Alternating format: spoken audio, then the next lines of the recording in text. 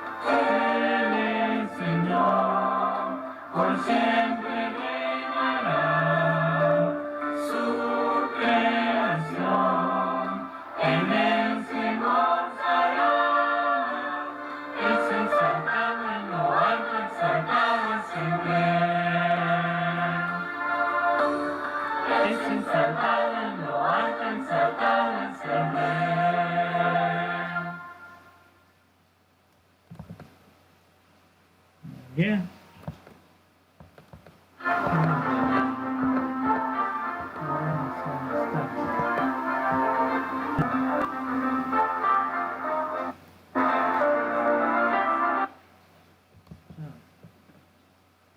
Ya. Bien.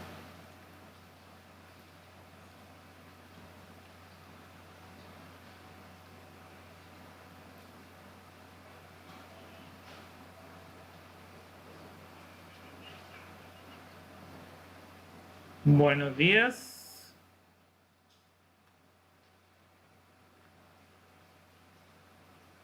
Buenos días, profe. Buenos días, profe. ¿Cómo han estado?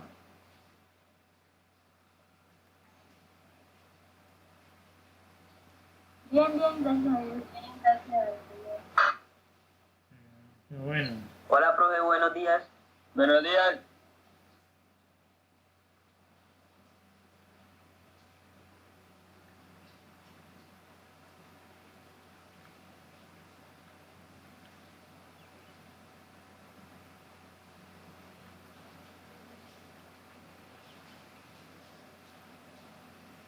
Bien, voy a invitarles y allí donde están, acompañen inclinando su rostro.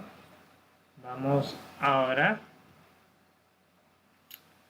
Querido y misericordioso Señor, te damos gracias porque tú eres bondadoso, eres misericordioso.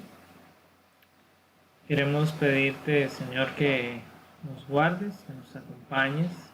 Queremos pedir, Señor, que nos des entendimiento, sabiduría y que nos permitas tener la presencia de tu Espíritu en nuestra vida. Queremos, Señor, que puedas acompañar a cada una de las familias de los estudiantes de grado noveno, que tú puedas bendecir, que puedas extender tu mano sanadora. En el nombre de Jesús, amén.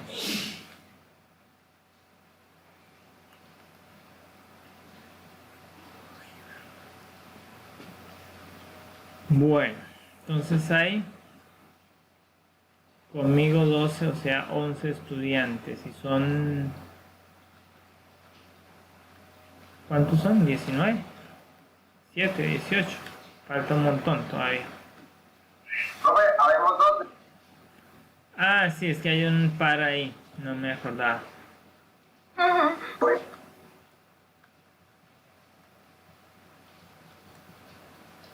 Pero igual falta un montón.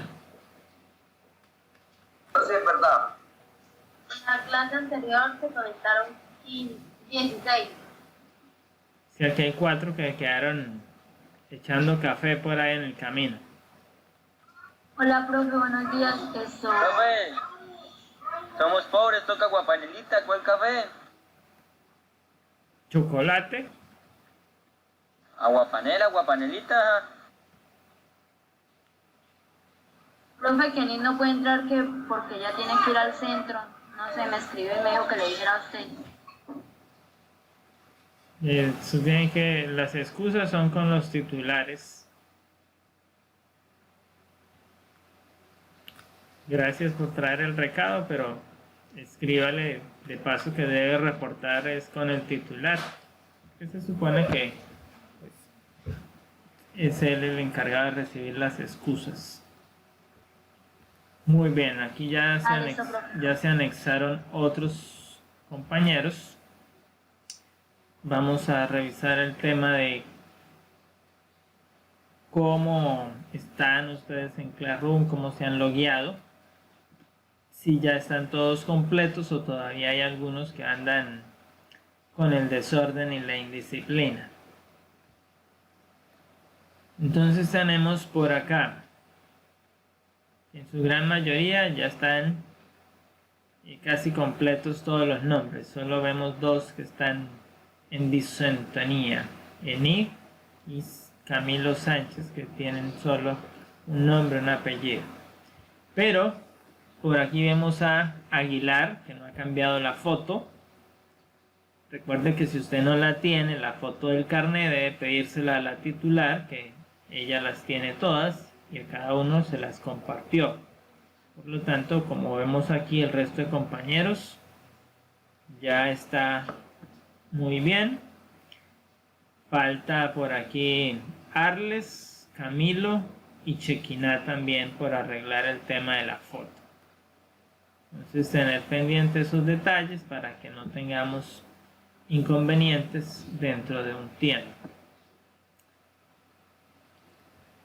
Aquí se crearon 2 tareas que no tienen que ver directamente con la temática, pero que son importante conocerlas. Una, pues el tema del 20 de julio, que espero todos hayan participado y ya esté allí cargado.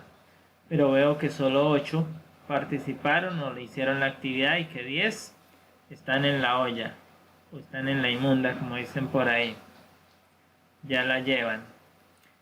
Y tenemos también el tema de esta otra tarea que se creó para los que necesitan entregar del segundo periodo las actividades para nivelar. No todos necesitan, pero pues hay que crear aquí el espacio para ello. Entonces ahí está creado para los que pasaron la carta, hicieron la solicitud, hicieron todo el trámite. Ahí está creado el espacio para que hagan esas entregas. Recordar que esta entrega se califica sobre 7, es decir, no hay mucho, pero bueno, igual a muchos todavía les sirve esa entrega que van a hacer allí, porque un 7 es mejor que un 0 allí. Eso en esos aspectos.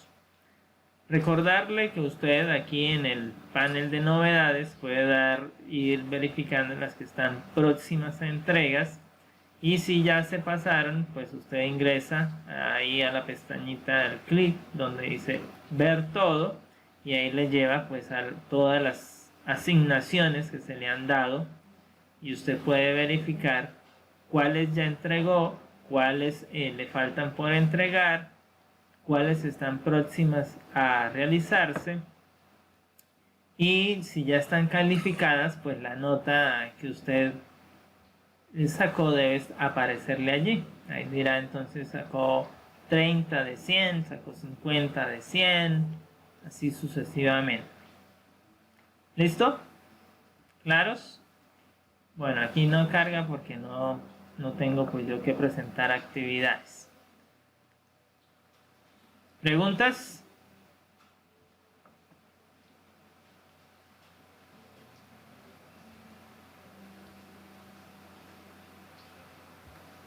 No, señor. No, señor. Muy bien. Entonces, vamos a Sí, ir. profe, una pregunta. Dígame. La carta sí es obligación enviarla, ¿verdad? Es que si usted no envía la carta, nadie le va a nivelar. Es que algunos creen que todo es un juego. La carta sí es obligación enviarla. Le estoy diciendo, si usted no envía la carta, nadie le va a nivelar. Está bien. Y la carta era la semana pasada, o sea, ya, mire, llevamos un mes tratando de que usted se pellizque a ver si nivela algo. Pero algunos definitivamente va a tocar, no sé bajo qué manera, de hacerle entender que es un estudiante y que necesita ocuparse de los deberes académicos. Andan pero hilados por allá, como de vacaciones. Señor.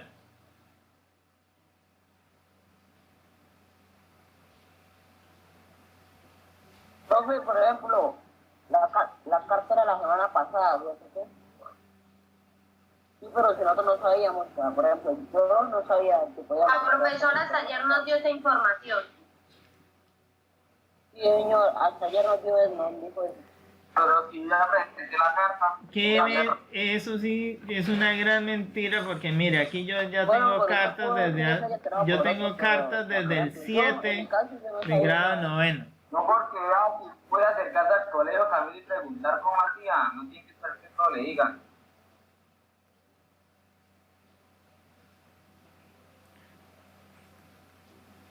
Desde que estábamos en exámenes finales empezamos a decirle, hey, usted que está debiendo, que no entregó, que no hizo, pellizque, se mueva, se haga algo. Nada, nadie se mueve, nadie dijo nada, nadie se preocupa por preguntar cómo tengo que hacer, qué me toca hacer.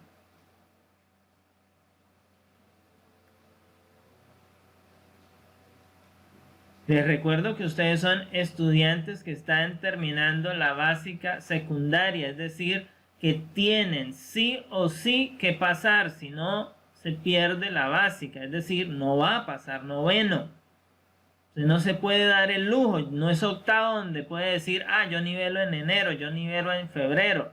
No, aquí o termina bien o pierde noveno. Es así de sencillo.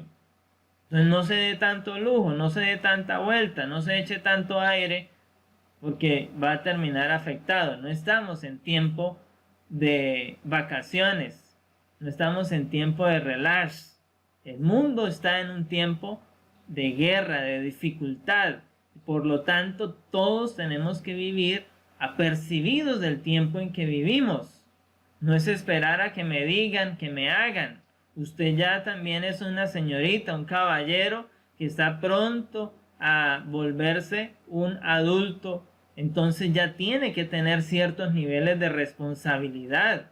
No son estudiantes de primaria, de jardín, de transición que tengan que tener el acudiente ahí encima para ver si hizo la plana de la A, si hizo el número 1. Tienen que tener una responsabilidad. Son estudiantes de noveno grado.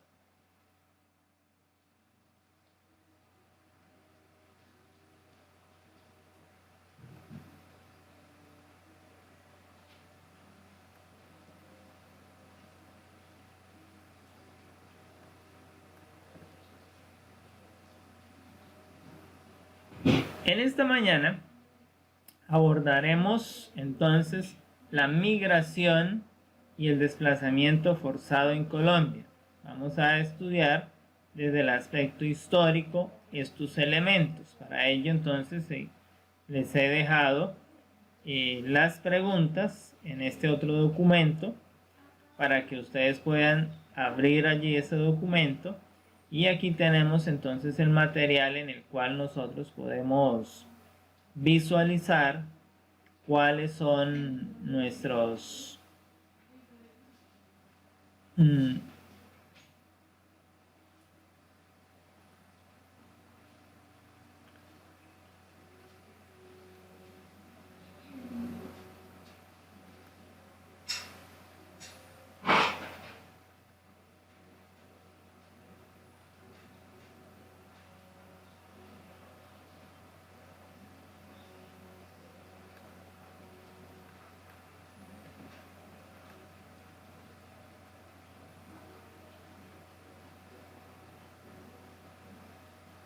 buenos días.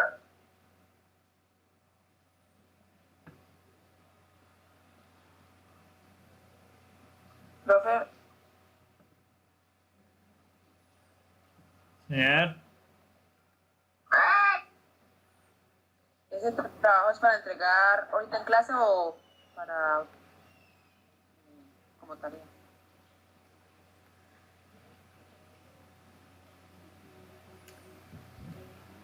inicia acá, si no lo termina, pues lo termine de tarea. Ah, este trabajo tiene algo especial, se me olvidaba. Y aquí, entonces nos dice las condiciones que desarrollar las preguntas en grupo de 2 personas. Entonces usted tiene que asociarse con otro o con otra para hacer todo el taller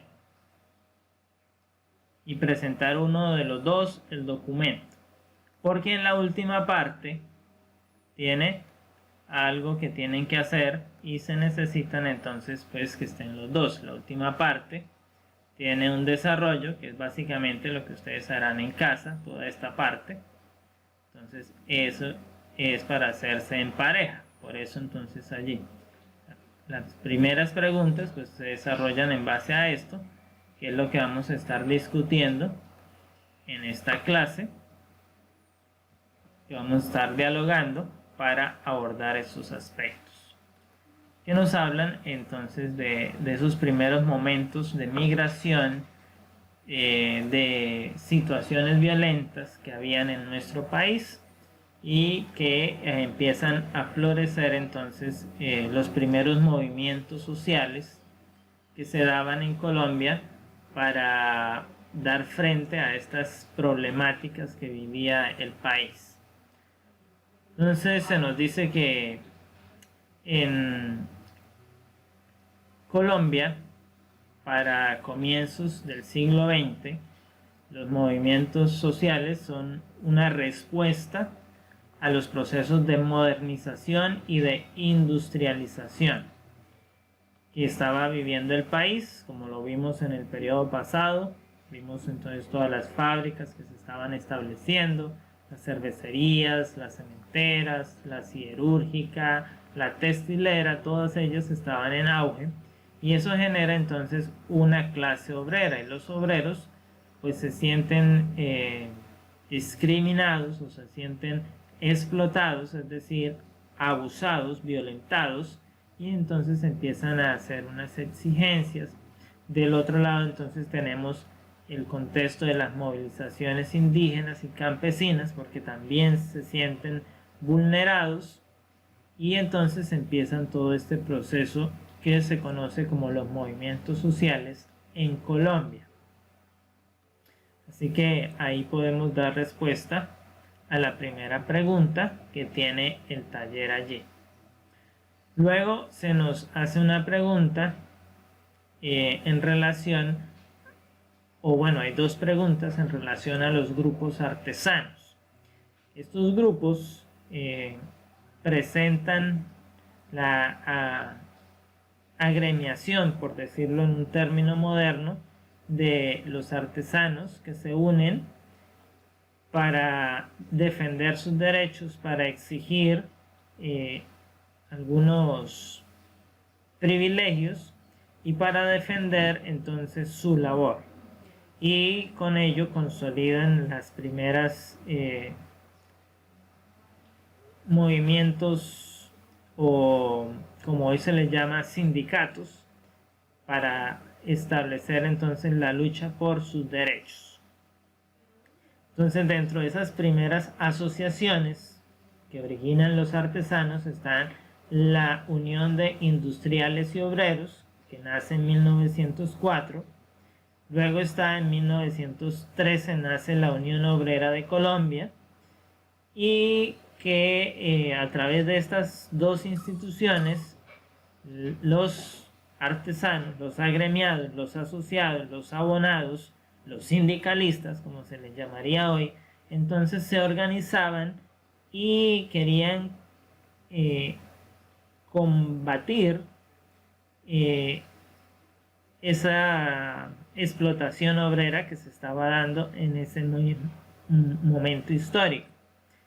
Estos relatos de los artesanos en la dirección de la lucha en busca de sus derechos llevan a al surgimiento de otros nuevos organizaciones o de otros agremiaciones con el paso de los años. Por ejemplo, ya en 1916 se crea el Partido Obrero, que ya es de línea política, y luego surge la Asamblea Obrera, que ya no solo agremiaba a los artesanos, sino que empezaba a agremiar a otros trabajadores. Entonces por eso tienen este nombre.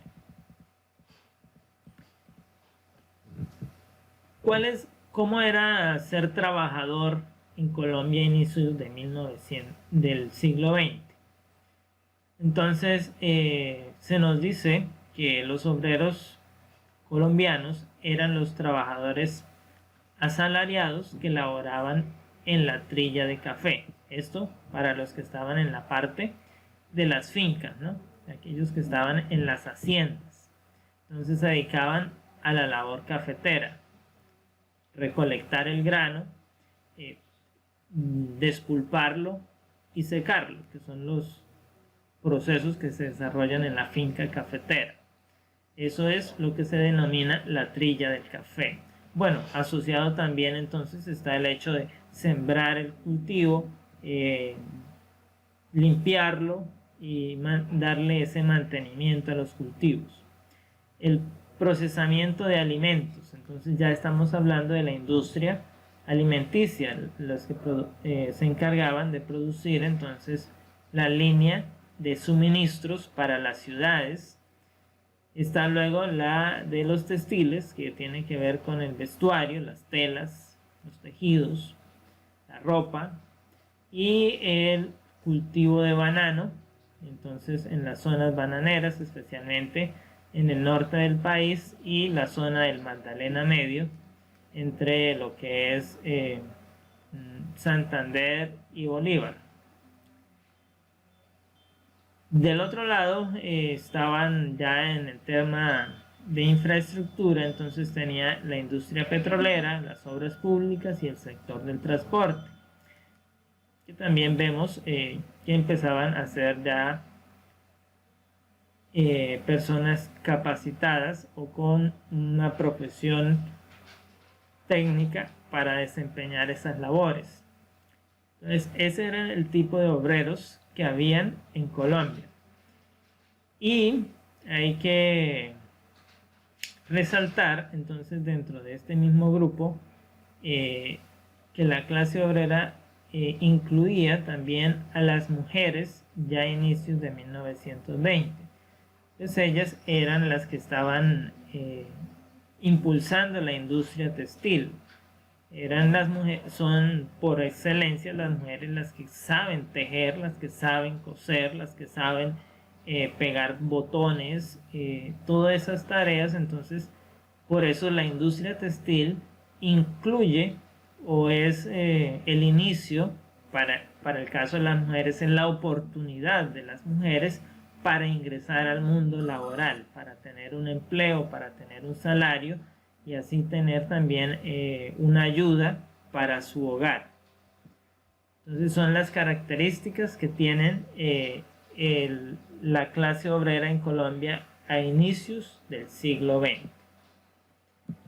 Luego, entonces tenemos las primeras organizaciones obreras. Ya vimos dentro de los artesanos que aparecieron unas que incluían a los artesanos solamente, como era la Unión de Industriales y Obreros, la Unión Obrera Colombiana, y luego vemos que surgieron el Partido Obrero y la Asamblea Obrera, que ya incluía a otros que no eran solo los artesanos. Pero estas trascienden, crecen, evolucionan, cambian y surgen entonces ahora dos tipos: las organizaciones sindicales directamente y las organizaciones políticas asociadas a los movimientos sociales que se estaban dando en el país durante el siglo XX. Entonces, esa relación que tenemos allí del proletariado, o sea, del sector trabajador, del sector obrero en Colombia, se empieza a ver a través de estas dos estructuras de organización en las cuales pues buscan la defensa de las garantías laborales. ¿Por qué? Porque para ese momento algunos empresarios pues digamos, no es como hoy en día que a la semana el trabajador debe laborar 48 horas, sino que era muy diferente, los turnos eran mucho más extendidos, para algunos casos sencillamente eran jornadas extenuantes de más de 12 horas de trabajo laboral y los salarios no eran tan significativos. Hoy sabemos todavía que la lucha del sector obrero en Colombia sigue luchando para que el salario sea digno, y se nos indica en medio de toda esta lucha que lo que se llama el salario mínimo en Colombia no es lo suficiente para sostener a una familia promedio, por lo tanto no es el salario digno, y el gobierno hace reconocimiento de esto y entonces pues le ha colocado algo que se llama el auxilio de transporte para tratar de mantener un poco el equilibrio, pero aún siguen habiendo necesidades en esos ajustes, y vemos pues al final de cada año, cuando llega diciembre, la pugna entre obreros, empresarios y gobiernos por establecer lo que se conoce como el salario mínimo en Colombia, ya que es uno de los elementos que rige muchos de los aspectos de la vida social, de la vida cotidiana, del diario vivir en Colombia. Entonces, esta lucha no es solo de ahora.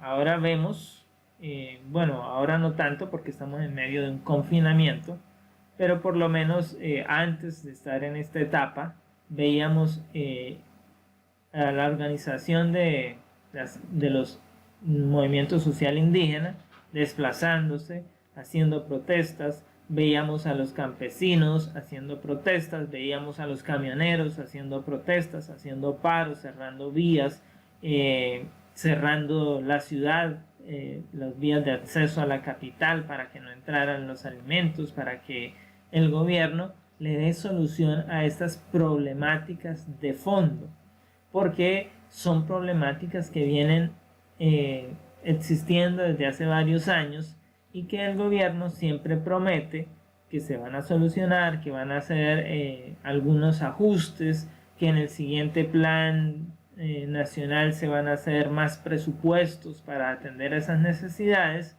pero que a la final solo se queda en promesas. Entonces es allí donde nacen pues los sindicatos y los partidos políticos de la clase obrera. Entonces los sindicatos dice que se agremian los trabajadores de diferentes sectores que luchan por la reivindicación de los derechos para que esas políticas no los perjudiquen. Entonces, entre 1910 y 1920 sobresalen los paros impulsados por los sindicatos en los puertos. Entonces, nótese que para ese momento era importante los puertos, eran los centros por los cuales llegaban y salían los productos en Colombia. Entonces allí acudían quienes iban a hacer las manifestaciones para impedir el ingreso o la salida de productos, y de esa manera entonces obligaban al gobierno a atender las necesidades, las exigencias que ellos estaban haciendo. También se tiene entonces los partidos políticos, y allí vemos algunos de ellos que fueron surgiendo con los años. ¿Qué buscan los partidos políticos? Es una plataforma en la cual se establece un ideario, una doctrina, unos conceptos y que se ponen de manifiesto en el campo de la política, es decir, con los partidos tradicionales, liberales y conservadores que vienen existiendo, entonces empiezan a existir esta pugna de poderes. Estos partidos en muchos casos están asociados también a un movimiento que se estaba viviendo en América Latina y era el comunismo o socialismo, justamente porque en Europa pues estaba después de la Primera Guerra Mundial, que Rusia empieza a crecer. Vemos que Estados Unidos, entre la Primera y la Segunda Guerra Mundial, hay un crecimiento de Estados Unidos en América y Rusia en Europa y el Viejo Mundo. Entonces se vuelven las dos potencias, y terminada la Segunda Guerra Mundial pues se hace manifiesto que son las dos naciones ganadoras los que más sacaron ventaja, y entonces queda ahí el contexto del comunismo frente al capitalismo, o del socialismo frente al capitalismo. Y entonces empezamos en el tema político colombiano a hablarse de derecha y de izquierda. Y de esa manera entonces todos estos partidos que nacen de la clase obrera, del movimiento social, son asociados con la izquierda. Entonces justamente allí podemos ver entonces que nace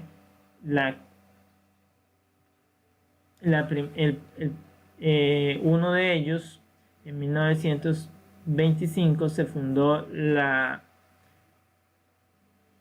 Confederación Obrera Nacional. Luego, en el 1926, se abre de este mismo un brazo político socialista revolucionario. Nótese que se le incluye dentro del nombre del partido la palabra socialista, porque se está identificando con los idearios del socialismo. Y si tenemos en cuenta ese socialismo que se estaba viviendo en Europa, que buscaba que los obreros tuvieran salarios justos, que se critica al capitalismo por ser una política absorbente, una política destructiva, una política negativa, una política que impulsa el consumismo y que impulsa el detrimento de la clase obrera, es decir, explotarla y solo darle un salario o un estipendio. Entonces es la crítica que tiene el socialismo tanto en Alemania como de la nación rusa que se está estableciendo. Y ya en el término ideario filosófico, pues en Europa surgen algunos pensadores como Carlos Marx, Emmanuel Kant, que hacen justamente esa crítica social, y justamente es lo que impulsa entonces el surgimiento de todas estas ideas que llegan a establecerse también en América Latina. En América Latina entonces uno de los primeros pues fue el Che Guevara, que hace ese impulso por toda América Latina para crear todos estos partidos y darle así fundamentación más adelante a lo que serían las guerrillas, que también están asociadas con los mismos movimientos. Luego tenemos que ya para 1930 se funda el Partido Comunista Colombiano. Entre el socialismo y el comunismo hay unas diferencias sustanciales. El socialismo está buscando vindicar el derecho de los trabajadores. El comunismo busca que todos tengan los mismos derechos, o por lo menos eso predica, que hay que hacer expropiación a los ricos para repartirle a los pobres. Entonces eso está en este marco del comunismo, y ahí entonces nace el Partido Comunista Colombiano. Luego entonces tenemos una división del Partido Liberal, es decir, de los liberales sale la llamada Confederación de Trabajadores de Colombia, alrededor de 1938. y por el Partido Conservador, o sea, aquellos que se separaron de los conservadores, que empezaron también a asociar las ideas socialistas y comunistas. Entonces salió un brazo de los conservadores que llegó a fundar, a conocerse como la Unión de Trabajadores de Colombia, que sabemos era apoyada por la Iglesia Católica en ese momento. Entonces vemos todos estos fenómenos políticos, sociales que empiezan a vivirse en Colombia, justamente en busca de mejorar las condiciones de los trabajadores, de que los trabajadores puedan tener un salario, que tengan unos beneficios. Entonces, para esa época, hablando de los caficultores, pues ellos tenían, se establecen algunos acuerdos con los dueños de las haciendas, y dentro de esos logros, entonces, el caficultor se podía mudar a vivir en la hacienda.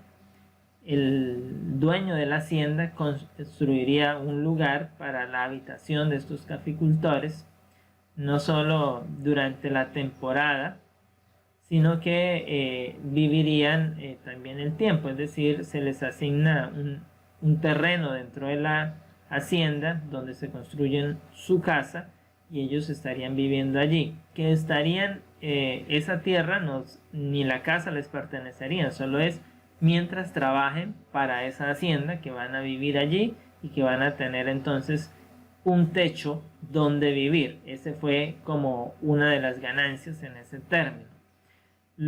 Luego entonces se les reconoce también el derecho a tener un vestido. Entonces el hacendado debe suministrarle por lo menos una muda de ropa. Entonces les decía que los hacendados les brindaban un techo, les brindaban ropa, y también en caso de enfermedad pues se ocuparían de brindarles también llevar al médico, al doctor, para que los atendiera. Eran como algunos de los privilegios que empezaron a tener, pero justamente fue mediante la lucha. En el término ya de los que estaban a nivel empresarial, entonces asociados a las industrias, pues igualmente las industrias les pagaban o les daban un estipendio, o los llevaban a vivir en las zonas aledañas a la industria, que creaban especies de casas de acuerdo con el modelo inglés para vivir allí. Entonces se mudaban las familias a esos lugares para vivir. Se les reconoce igual también el derecho al salario, a pagarles un salario, a darles ayuda médica, y ahí siguen pues la lucha haciendo otras ganancias. Hoy sabemos que hay muchos otros más elementos, pero para ese primer comienzo, para esos primeros momentos, solo eran estos los beneficios que tenía el trabajador por su labor, por su tarea desempeñada. Asociados a estos también entonces aparecen los llamados movimientos estudiantiles en Colombia, y estos surgen ya avanzado el siglo XX, más o menos se nos dice que por la segunda década del siglo XX. Entonces el movimiento estudiantil surge en las universidades, y allí se establecen entonces esas organizaciones estudiantiles que buscan o tienen el fin de pedir la libertad de cátedra, es decir, que la universidad sea libre de enseñar, de proponer qué temas enseñarse, de proponer qué libros leer, de proponer un plan de estudio, porque hasta ese momento la iglesia era la que había dictaminado cuál era el plan de estudios que debía seguirse en Colombia, y justamente los estudiantes pues en este momento de la historia se levantan para decir: queremos libertad de cátedra y queremos que la universidad pueda decidir qué es cómo debe enseñarse en este campus universitario. Y de esa manera entonces las universidades empiezan a tener diferentes orientaciones. Y hay quienes se establecieron más fuertes o fueron más rápidos en hacerlo y entonces lograron más.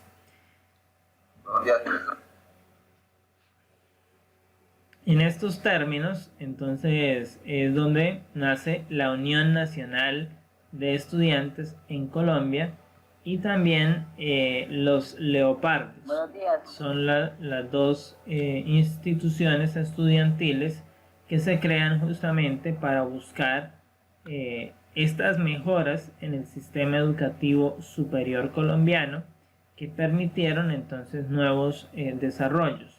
Por esta semana justamente tenemos un tema que recola en estos aspectos, y es las declaraciones que hizo uno de los ministros del gabinete de presidencia en referencia a la Universidad Nacional, donde algunos de los docentes de la universidad pues se han manifestado en contra de esas declaraciones, porque hace ver que todos los universitarios o todos los estudiantes y docentes asociados a este centro de estudios están asociados entonces con movimientos guerrilleros.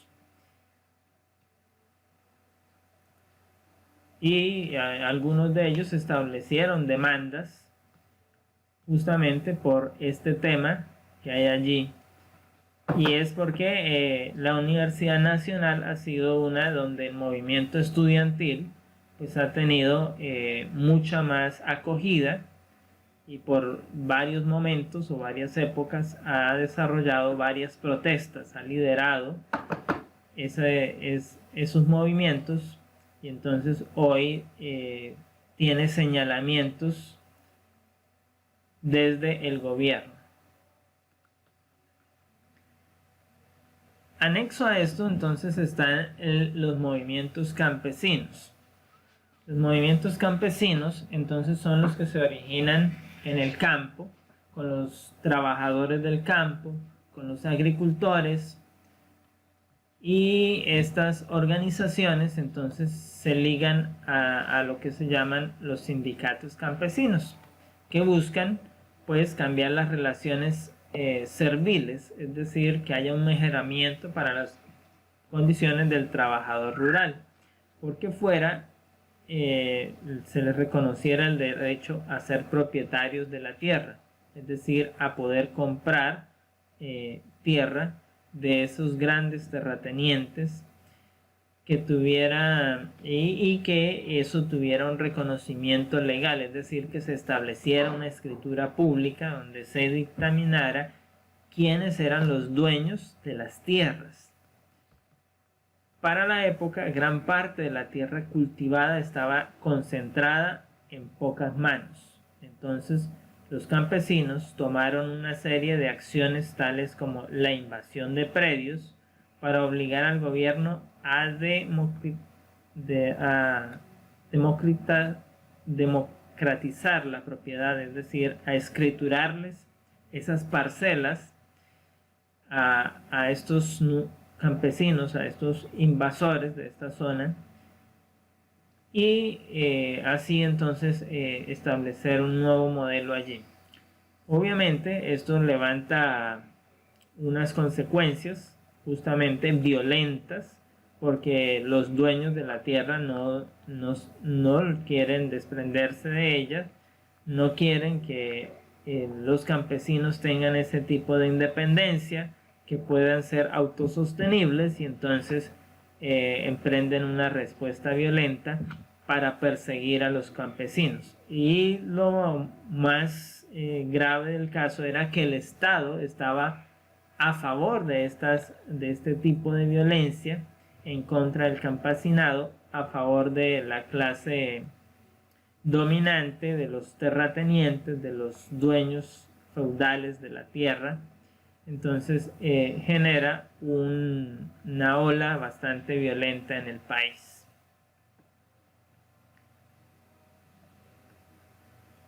Esa crisis pues se encuentra también con la caída económica que sufre el mundo para 1929. Es una crisis económica en todo el mundo que en la actualidad, ya la que estamos viviendo ahora por causa de la pandemia, pues se dice que está ya superando la crisis de 1929, donde muchos perdieron sus propiedades, perdieron su riqueza, estados completos dejaron de ser las naciones hegemónicas y cambió todo el sistema por causa de esta crisis económica que se generó por un endeudamiento que se hizo para la reactivación de la economía a causa de la Primera Guerra Mundial. Esos países europeos que habían quedado destruidos bajo la Primera Guerra se endeudaron,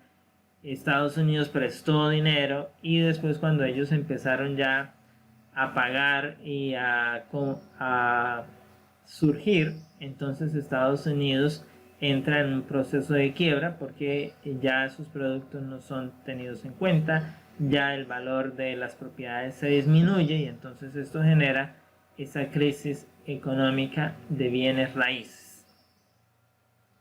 En ese contexto llega ese efecto pues obviamente a Colombia, porque Colombia depende de la economía estadounidense, y entonces se generan peores condiciones para la clase trabajadora, porque se generan despidos, se generan reducción de salarios, reducción de beneficios, y entonces otra vez vienen pues la lucha de cada uno de los sectores para mantener los privilegios que se han logrado, para que no haya un desmejoramiento. Y entonces empiezan las luchas para hacer leyes en Colombia, para hacer el código laboral que actualmente rige entonces las relaciones laborales.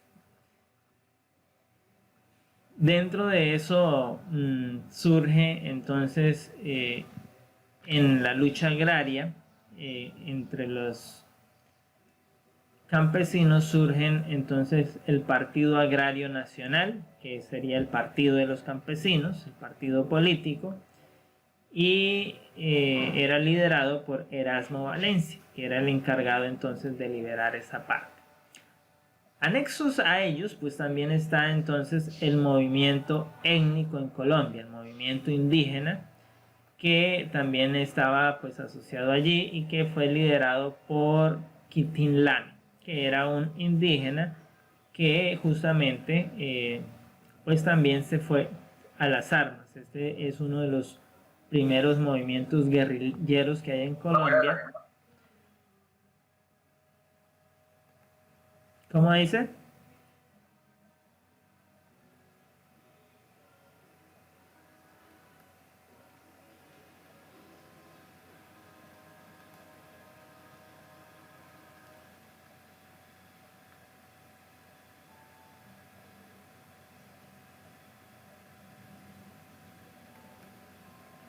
¿Alguno conoce a este 4MRTC?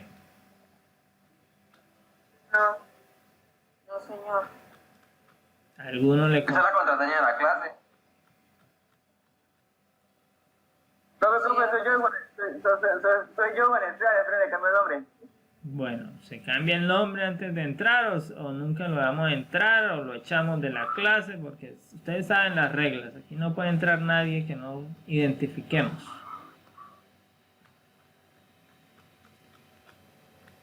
Entonces, ese movimiento que crea Quitín Lame lo que busca es reivindicar los derechos de los indígenas, que también pues están siendo vulnerados, que están siendo explotados, que están siendo reducidos. Sin embargo, el contexto, a diferencia de los movimientos obreros, de los movimientos laborales, es que ellos se van a las armas, ellos toman las armas y se declaran un grupo beligerante, un grupo insurgente en Colombia. Entonces esa es la diferencia con los demás. y todo ese es el contexto social que vive Colombia, que también genera pues migraciones, hace desplazamientos de un lugar a otro y por sector el Estado siempre favorece a los empresarios. Vimos que se genera el movimiento en la zona bananera, entonces se generan las masacres. En las zonas cafeteras, pues los terratenientes o los dueños de las haciendas son los que más ganan. En la zona del Caribe, de los llanos orientales, entonces son los dueños de las fincas ganaderas, los que defiende el Estado. Entonces vemos que lo que actualmente sucede en el país tiene un surgir con base en esa lucha histórica que ha tenido nuestro país en tema social. Entonces vemos hoy, por ejemplo, en medio de la pandemia, ¿a quién ha ayudado el gobierno? La gran crítica que se le hace al gobierno es que la mayor cantidad de recursos, el gobierno dice haber invertido para paliar la crisis 117 billones de pesos. Sin embargo, en todos los estudios que se han hecho solo han encontrado que invirtieron 9 billones. Es decir, ¿qué se hizo el resto del dinero que dicen haber gastado para afrontar la crisis? ¿A dónde se fue? ¿En qué lo gastaron? ¿En qué lo invirtieron? No hay cuentas claras y es lo que siempre ha sucedido a lo largo de la historia. Entonces, por eso se dan los movimientos sociales. Porque hay una balanza totalmente injusta en la repartición de la riqueza en nuestro país. Y el gobierno ha sido parte de este proceso y justamente pues ha sido liderado por los partidos tradicionales y justamente vemos que en nuestros días pues los líderes de esos partidos se cambiaron a otros partidos y ahora son esos otros partidos supuestamente llamados alternativos, pero liderados por los mismos de antes, los que están haciendo lo mismo que hicieron en un pasado liberales y conservadores, que hoy no tienen esa fuerza porque sus líderes se mudaron a otros partidos. Entonces ayer vimos cómo en el tema político, en el Senado de la República, se pudo sentar un representante como presidente del Senado de la República cuando está señalado por varias causas. Eso en la Comisión Ética del Senado no debiera haber pasado, no podía llegar a ser presidente del Senado, pero está ocurriendo por lo que está sucediendo. ¿Por qué? Hay corrupción y la corrupción entonces está acabando con el país y ha generado pues estos otros elementos y como les digo son desde los mismos comienzos de nuestro país que ha venido esa lucha. Entonces sencillamente cuando usted salga al mundo laboral se va a dar cuenta de la realidad que tiene el país y se va a encontrar con unos escenarios que usted creyó no existían en pleno siglo XXI. Pero que dada la condición de nuestro país, pues es la realidad que vivimos quienes estamos en el mundo laboral. ¿Preguntas? No, profesor. Bueno, Señor profe. entonces recuerden que puede asociarse con un compañero, con una compañera para dar respuesta a todo el taller, hacer las otras actividades que están en la última parte, la lectura que hay allí y poder entonces realizar la entrega. Deseamos que tengan un feliz día, que el Señor les bendiga. Muchas gracias, profe. Feliz día. No, sí. Chao. Profe.